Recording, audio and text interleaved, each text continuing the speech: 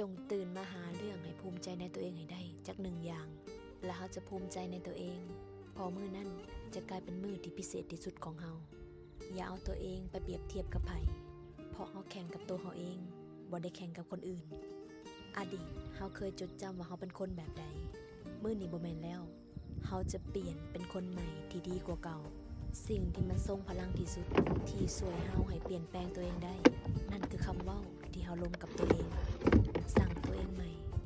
ค่อยเฮ็ดได้ทุกอย่างที่อยากเฮ็ดเป็นได้ทุกสิ่งที่อยากเป็นคนอื่นเฮ็ดได้ค่อยก็เฮ็ดได้บ่ได้น้อยหน้าไผทุกสิ่งเป็นไปได้บ่เกินความพยายามค่อยปล่อยวางเก่ง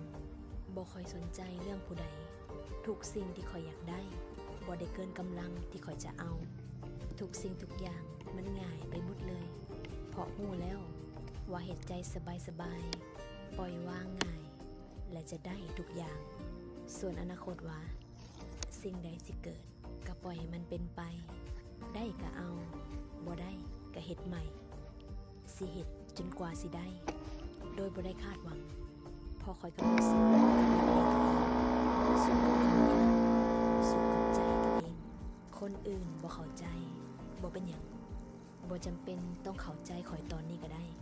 เป็นกำลังใจห่างๆให้คอยก็ได้เดี๋ยวสิเป็นให้ดูเดี๋ยวสิเฮ็ดให้เบิ่งมือใดคอยล้ม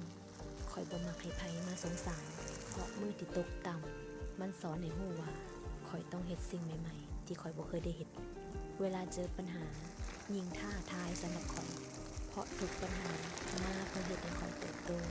เพื่อหน้าตาชีวิตใหม่ๆที่คอยบ่เคยได้รับมักเฮ็ดสิ่งใหม่ๆเพราะคอยตื่นเต้นกับผลลัพธ์ใหม่ๆอยู่เสมอจะล้มอีกจักครั้งก็ได้ตราบใดที่ยังบ่ตายมันคือความท้าทายเสมอต้นทุนชีวิตที่สูงที่สุดบ่แม่นการเกิดในครอบครัวที่ร่ำรวยแต่มันคือห่างกายจิตใจและศักยภาพที่ข่อยมีข่อยสิสร้างชีวิตอีกจักครั้งก็ได้สิผลิตเงินขึ้นมาเท่าไรก็ได้มันขึ้นกับใจข่อยอยากจะเอามันขึ้นกับว่าสิ่งนั้นมันคือเป้าหมายชีวิตหรือบ่ที่ข่อยอยากได้มันแท้ๆทุกอย่างบนเหนือความคาดหมายทุกสิ่งเป็นไปได้กล้ารับผิดชอบตัวเองกล้ารับผิดชอบครอบครัวกล้าเป็นเสาหลักข่อยจึงต้องเข้มแข็งก็มีบางมื้อที่อ่อนแอแต่เจ็บบ่ได้ตายบ่ได้ต้องลุกมาสู้เพื่ออนาคตตัวเองเพื่อคนที่อยู่ในชีวิตข่อยต้องช่วยตัวเองก่อนข่อยเข้มแข็งแล้วจึงช่วยผู้อื่นได้จึงเป็นต้นแบบให้ผู้อื่นได้เพราะฉะนั้นกำลังกายกำลังใจจึงสำคัญที่สุดในชีวิตเลือกคบคนเลือกป้อนสิ่งดีๆเข้าหาตัวเองอย่าปล่อยให้ชีวิตมีห้อยหัวทุกอย่างต้องดีที่สุดและเฮ็ดมื้อนี้ให้ดีถึงดีที่สุดเช่นกัน